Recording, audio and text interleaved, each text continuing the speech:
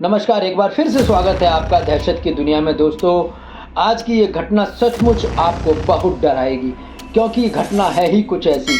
अगर समाज में कोई घटना, दुर्घटना या कोई हत्या या कोई भी कारण होता है तो लोग पुलिस के पास जाते हैं, लेकिन अगर पुलिस ही खतरे में हो, पुलिस की जान खतरे में हो और पुलिस के बड़े से बड़ा अधिकारी खतरे में हो तो क्या कहना है।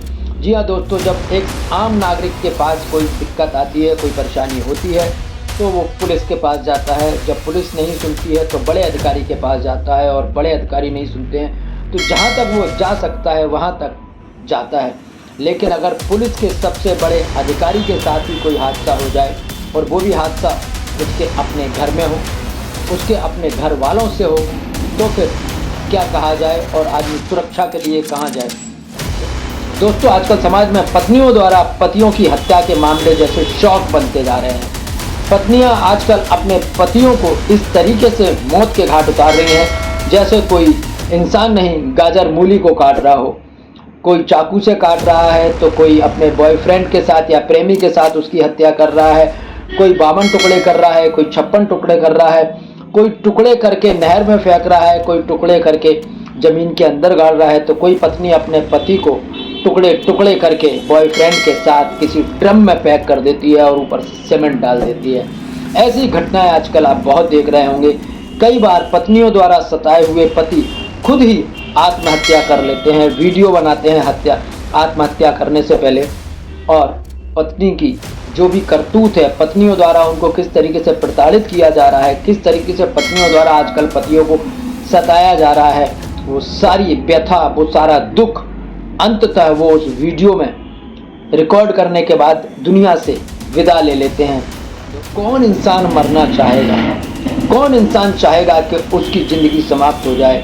लेकिन जब ज़िंदगी मौत से बदतर हो जाए तो उसका कहना ही क्या। जब जीना मुश्किल हो जाए, पल पल आदमी मर रहा हो, रोज़ मर रहा हो, हर क्षण मर रहा हो, हर घंटे मर रहा हो, और उसकी सुनने वाला कोई नहीं हो, तो इंसान क्या करे?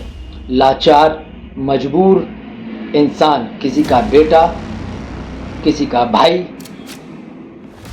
किसी का दोस्त अंततः मौत को ही गले लगाता है। हालांकि इस मौत के पीछे केवल एक पत्नी या गिनी चुनी कुछ औरतें नहीं होती, इसमें पूरा सिंडिकेट काम कर रहा होता है। पूरी एक सिस्टम है जिससे दुखी होकर कोई इंसान अपनी जीवन लीला को समाप्त कर देता है। हालांकि जिस कानून से डर के, परेशान होके इंसान आज आत्महत्या कर रहा है, वो कानून बनाया गया था लाचार, मजबूर पत्नियों के लिए, औरतों के लिए, जिनको पतियों द्वारा अगर सताया जाए तो उनको भरण पोषण के लिए कुछ पैसा मिल सके, उनके साथ इंसाफ हो सके।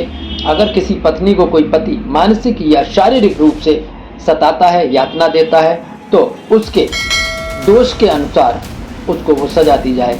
लेकिन आज ज़्यादातर मामले ऐसे देखे जा रहे हैं जिसमें पत्नियां पतियों को ही सता रही हैं। इस कानून का दुरुपयोग हो रहा है, और इस दुरुपयोग करने में केवल पत्नी या उसके घर वाले ही शामिल नहीं हैं, बल्कि पूरा एक सिस्टम फेलियर है।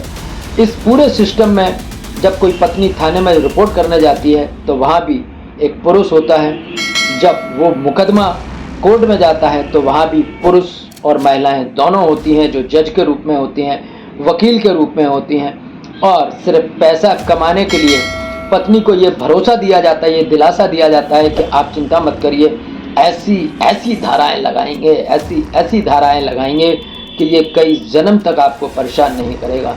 और रही बात भरण पोषण की, तो सौदा कर लेते हैं कि पति की क्या इनकम है, वो कितना कमाता है, उसके परिवार में कितने लोग हैं, वो लोग कितना कमाते हैं, और सबकी मिली जुली क्या इनकम है, उसके हिसाब से अलग अलग धाराएं लगाएंगे। पूरे परिवार का नाम लिख देंगे और पूरे परिवार को जेल में ठूस देंगे, पूरे परिवार को परेशान करेंगे।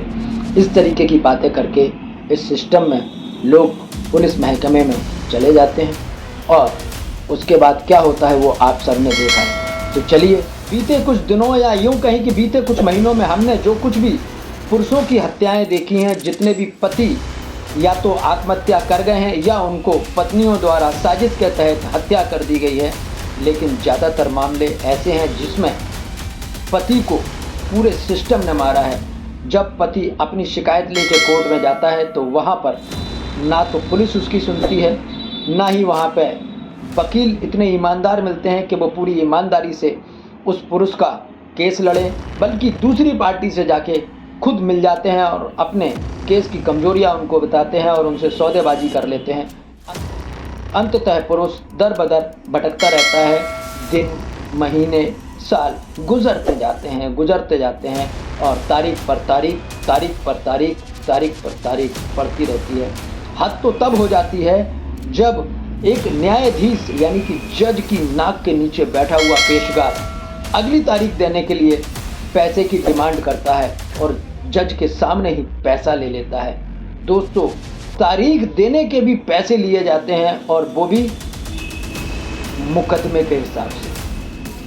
अगर लोकल है तो पैसे कम लगेंगे, अगर क्षेत्र से बाहर का है तो पैसे थोड़े ज़्यादा लगेंगे, अगर दूसरे शहर से आया है तो पैसे और ज़्यादा लगेंगे, और अगर दूसरे प्रदेश से आ रहा है और उसकी नौकरी क्या है, करता क्या है, यानी कि उसकी औकात के हिसाब से अगली तारीख देने के पैसे लगेंगे। तारीख 1 महीने बाद डलेगी, 2 महीने बाद डलेगी या 15 दिन बाद डलेगी। ये भ्रष्टाचार का सारा खेल जज की नाक के नीचे चल रहा होता है और हम उम्मीद करते हैं कि न्याय मिलेगा। तो दोस्तों, आज एक ऐसी घटना की जानकारी आपको देने जा रहा हूँ जहाँ एक रिटायर्ड डीजीपी की हत्या उसी के घर में उसकी पत्नी द्वारा कर दी जाती है, वो भी उस समय जब एक रिटायर्ड पुलिस अधिकारी घर में खाना खा रहा होता है। सोचिए कितना माहौल खराब हो गया है जब एक व्यक्ति अपनी पत्नी और पुत्री के साथ बैठकर खाना खा रहा था। उस समय उसकी पत्नी, जिसका नाम पल्लवी है, और उसकी बेटी उसके साथ बैठी हुई थी। उसने खाना खाते हुए रिटायर्ड पुलिस अधिकारी डीजीपी के पद से जो रिटायर हुए थे, उनकी आंख में मिर्च का पाउडर छौंक दिया जाता है और आंख में पाउडर आते ही जलन से छटपटाते हुए रिटायर्ड डीजीपी ओम प्रकाश अपनी आंख धोने के लिए इधर उधर भटकते हैं, पानी की तलाश में जाते हैं। लेकिन जब वो इधर उधर भाग रहे होते हैं, ऐसी स्थिति में उनकी पत्नी पल्लवी वो उनको पकड़ लेती है और उनकी गर्दन पर चाकू से वार करती है। सोचिए दोस्त कि अगर हम घर से बाहर इस असुरक्षा को महसूस करें तो कहा जा सकता है कि हाँ, बाहर कोई दुश्मन हो सकता है, डीजीपी का तो दुश्मन हो ही सकता है। लेकिन अगर वो डीजीपी जो एक पत्नी का पति और एक पुत्री का पिता है, अगर उसको घर में ही असुरक्षित माहौल मिल जाए, घर में ही उसकी हत्या उसकी पत्नी और पुत्री के समक्ष हो जाए और उसमें पत्नी खुद हत्या करे, तो कहना ही क्या। समाज में इस तरीके की घटनाएं बढ़ती जा रही हैं, चाहे वो आम नागरिक हो, गरीब हो, अमीर हो, पढ़ा लिखा व्यक्ति हो, अनपढ़ हो, किसी भी पद पे हो। लेकिन ज़्यादातर मामलों में पत्नियां अपने पति की हत्या या तो इसलिए कर रही हैं कि वो उनसे खुश नहीं है, उनकी बात नहीं उनके पति सुनते हैं, या फिर उनका किसी से नाजायज़ संबंध है। इस संदर्भ में आपका क्या कहना है, कमेंट सेक्शन में मुझे ज़रूर बताइएगा। आगे आपको पूरी कहानी सुनाएं कि आखिर रिटायर्ड डीजीपी की हत्या क्यों हुई, इसके पीछे क्या कारण है। जैसा कि सुनने में आया है कि शायद कोई संपत्ति का विवाद था। संपत्ति विवाद को लेकर पति पत्नी में अक्सर झगड़े हुआ करते थे और अभी पिछले कुछ समय से, जैसा कि मीडिया सूत्रों में रिपोर्ट आई है और पता चला है कि शायद पति पत्नी के अंदर झगड़ा इस कदर बढ़ गया था कि हाथापाई की नौबत भी आ जाती थी। बताया गया है कि पति यानी कि रिटायर्ड डीजीपी, उन्होंने अपनी कोई संपत्ति अपने किसी रिश्तेदार के नाम कर दी थी, जिस वजह से उनकी पत्नी गुस्से में थी और इस हत्याकांड में साथ दिया उनकी बेटी ने भी।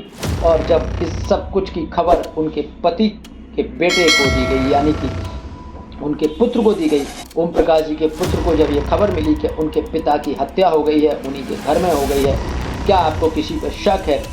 तो बेटे ने कहा, हाँ, मुझे अपनी माँ और बहन पर शक है, शायद उन्होंने ही उनकी हत्या की हो, ऐसा उनके पुत्र द्वारा कहा गया। तो आप अपना कमेंट ज़रूर भेजिएगा और अगर आप चाहते हैं कि ऐसी घटनाएं आप तक समय से पहुंचें तो जल्दी से इस चैनल को सब्सक्राइब करिए, लाइक करिए, शेयर करिए, बेल आइकन के ऑल बटन को दबा दीजिए, जिससे कि नोटिफिकेशन आपको सबसे पहले मिल सके। दोस्तों, अगर आपका बर्थडे है या आपकी एनिवर्सरी है तो आप अपने बर्थडे और एनिवर्सरी की डेट भी मुझे लिख के दे सकते हैं, जिससे कि मैं अगले वीडियो में आपका नाम लूँ, आपके शहर का नाम लूँ और आपको बर्थडे और एनिवर्सरी की शुभकामनाएँ भी दे सकूँ।